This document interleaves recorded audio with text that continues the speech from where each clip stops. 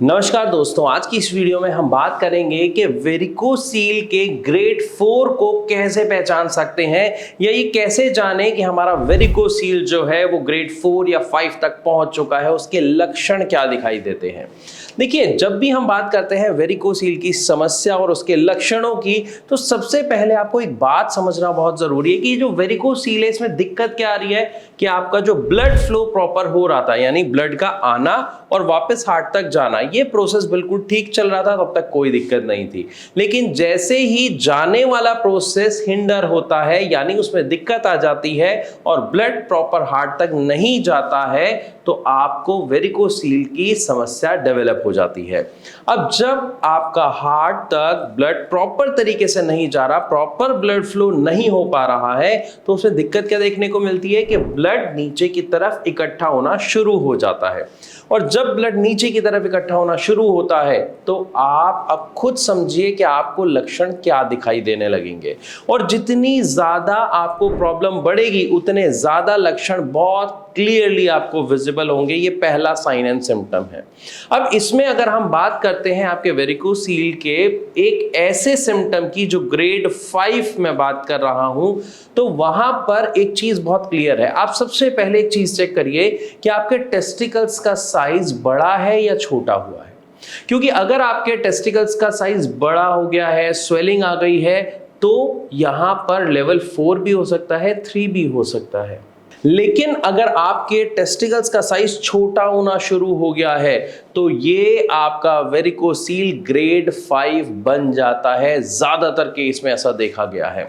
और एक चीज यहां पर आपको जानना बहुत जरूरी है कि अगर किसी भी व्यक्ति का वेरिकोसील में उनके टेस्टिकल का साइज छोटा हो रहा है, तो उन्हें इमीडिएट एक ट्रीटमेंट की जरूरत है। क्योंकि टेस्टिकल्स का साइज जितना छोटा होता जा रहा है, ध्यान रखिएगा, उसको रीगेन नहीं किया जा सकता, उसको वहीं पर रोका जा सकता है, उसको रीगेन नहीं किया जा सकता। कहने का मतलब यह है कि अगर एक बार आपका टेस्टिकल्स का साइज छोटा होना शुरू हो गया, अगर उसे नहीं रोका तो वो बहुत छोटा हो जाता है, जिसकी वजह से स्पर्म से रिलेटेड बहुत सारी समस्याओं का सामना उस पुरुष को करना पड़ता है। क्योंकि ये सारे फंक्शंस आपके टेस्टिकल्स के हैं।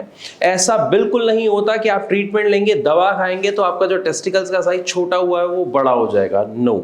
इसीलिए सही समय रहते आपको अगर ये दिखाई दे रहा है कि टेस्टिकल्स का साइज छोटा होना शुरू हो गया है, तो इमीडिएटली नीचे दिए गए नंबर पर कॉल करें, जहां पर आपके लिए प्रॉपर मेडिसिन कस्टमाइज की जाती है, आपकी हिस्ट्री को जान के, आपकी समस्या की जड़ को जान के, ताकि आपकी समस्या को जल्द से जल्द ठीक किया जा सके। और सबसे पहला काम, आपकी जो टेस्टिकल्स छोटे होने की, श्रिंक होने की प्रॉब्लम है, यानी आपको जो एट्रोफी हो रही है, उसको रोका जा सके।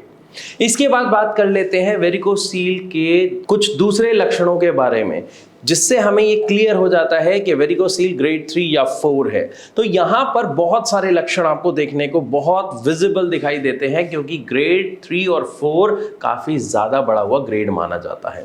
तो इसमें सबसे पहली प्रॉब्लम की अगर हम बात करें कि आपके टेस्टिकल्स में दर्द होना, ये तो एक कॉमन लक्षण है, लेकिन आपके टेस्टिकल्स में ऐसे दर्द होना जैसे बार बार कोई सुई चुभा रहा है, ये आपके वेरिकोसील के ग्रेड 4 और 3 के लक्षण होते हैं। ध्यान रखिएगा, ज्यादातर केस में ग्रेड 4 देखे जाते हैं।